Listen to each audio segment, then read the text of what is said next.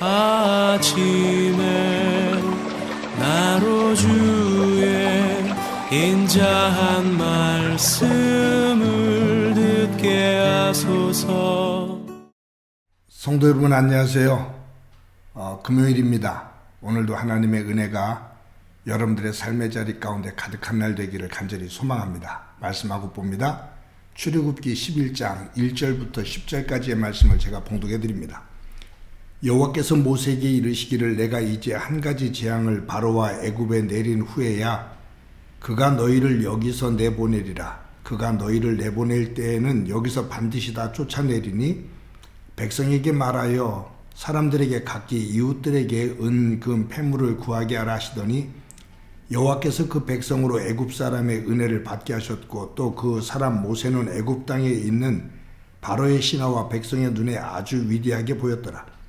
모세가 바로에게 이르되 여호와께서 이와 같이 말씀하시기를 밤중에 내가 애굽 가운데로 들어가리니 애굽 땅에 있는 모든 가난한 것은 왕 위에 앉아있는 바로의 장자로부터 맷돌 위에 있는 몸종의 장자와 모든 가축의 처음 난 것까지 죽으리니 애굽 온 땅에 전무후무한 큰 부르짖음이 있으리라.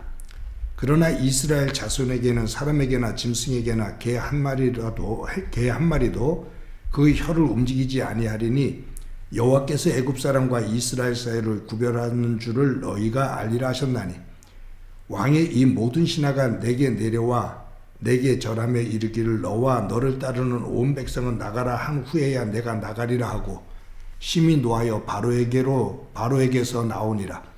여호와께서 모세에게 이르시기를 바로가 너희의 말을 듣지 아니하리라. 그러므로 내가 애굽 땅에서 나의 기적을 더하리라 하셨고 모세와 아론이 이 모든 기적을 바로 앞에서 행하였으나 여호와께서 바로의 마음을 완악하게 하셨으므로 그가 이스라엘 자손을 그 나라에서 보내지 아니하였더라.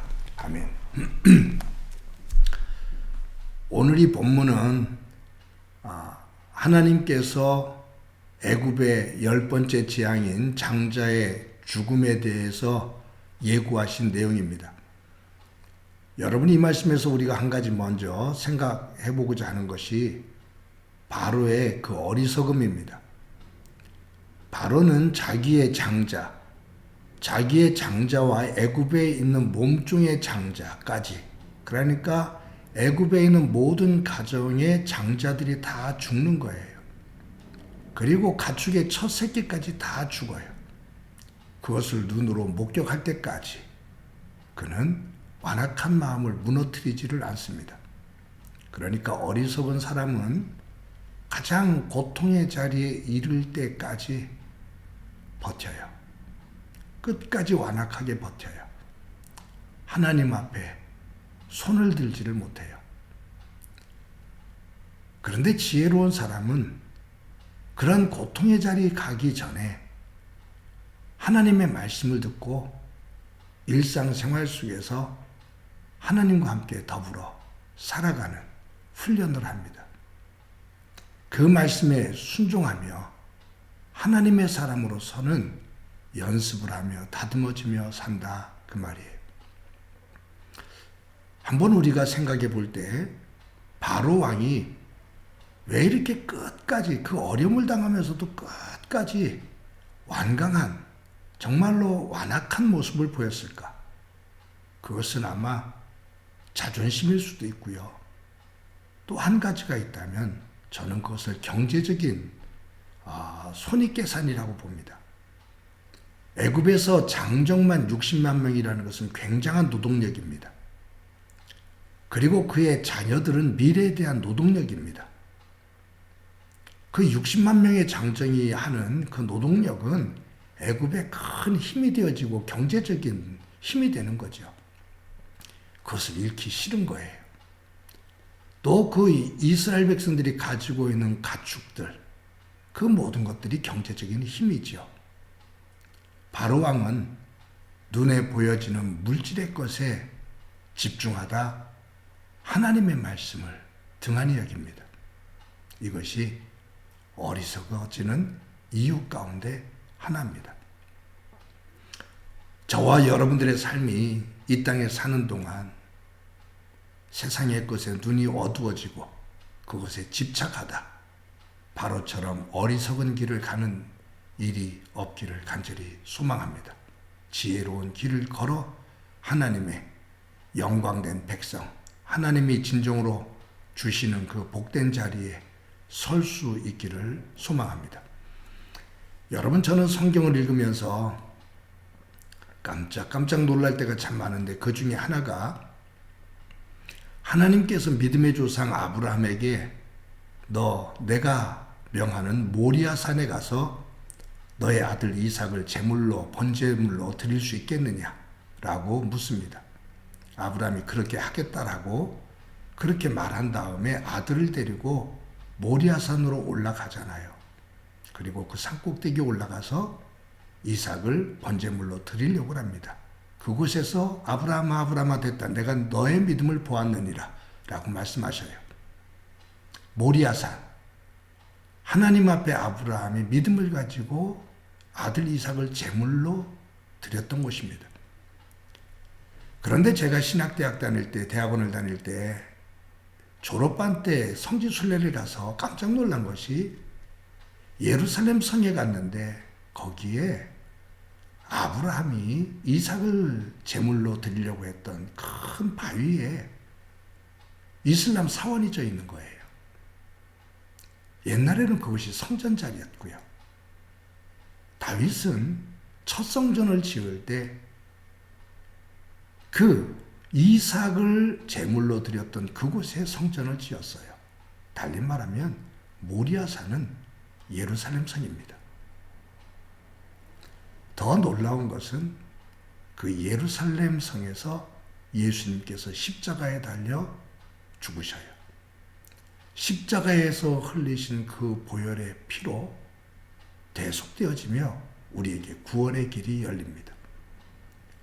아브라함이 이삭을 제물로 드렸던 모리아산, 그곳에 성전을 짓는 다윗, 그리고 그곳에서 십자가에 달려 인류를 구원하신 희생양이 되어지신 예수 그리스도, 그 연속되어지는 흐름은 굉장히 저에게 충격이었고 하나님의 놀라운 섭리 앞에 무릎을 꿇게 됩니다.